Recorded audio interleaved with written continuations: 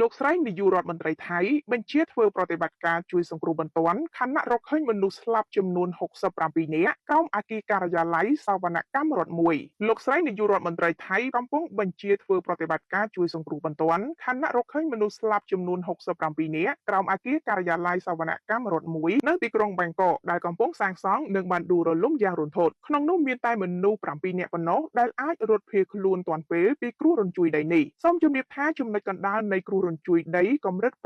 7.7 វ៉េកទ័រនៅថ្ងៃសុក្រនេះស្ថិតនៅមីយ៉ាន់ម៉ាប៉ុន្តែអគារជាច្រើននៅទីក្រុងបាងកកបានបាក់ស្រុតនិងរលំមិនគួរឲ្យជឿដោយសារកម្លាំងរញ្ជួយរំញ័រខ្លាំងពេកគ្រោះរញ្ជួយដីដល់កក្រើកមិនធ្លាប់មានកម្រិត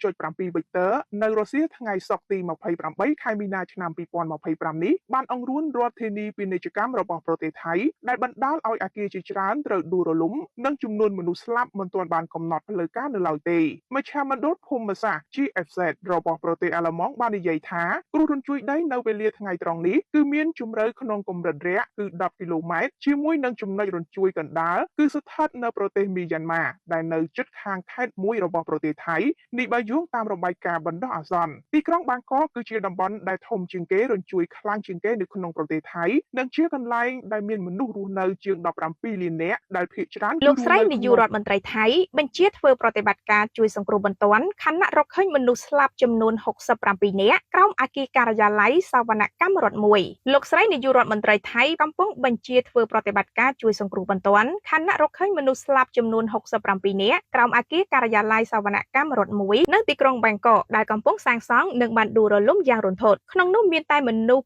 7នាក់ប៉ុណ្ណោះដែលអាចរត់ភៀសខ្លួនទាន់ពេលពីគ្រោះរញ្ជួយដីនេះសូមជម្រាបថាចំណុចកណ្ដាលនៃគ្រោះរញ្ជួយដីកម្រិត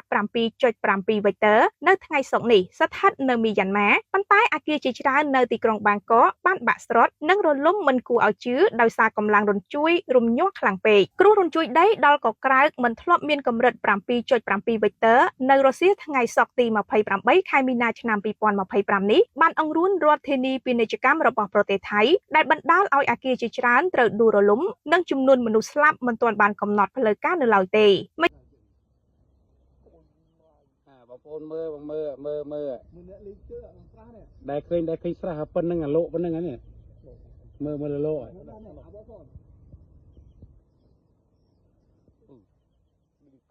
គឺមិននេះបងគឺទឹកដីទៀតនេះបាទ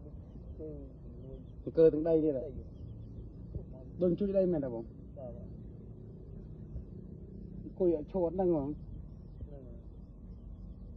អានេះរំយោលនេះទឹកដីទាំងអីមិនមែនអានេះទេបងអត់មានខ្យល់គួយទេ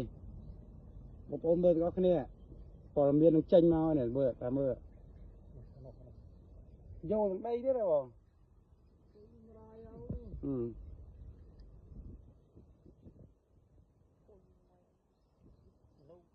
បាយមើលអង្តែនយកឡើយមើលអង្តែនយកឡើយយកទាំងដីទៀតណាយកទាំងដីទៀតនេះ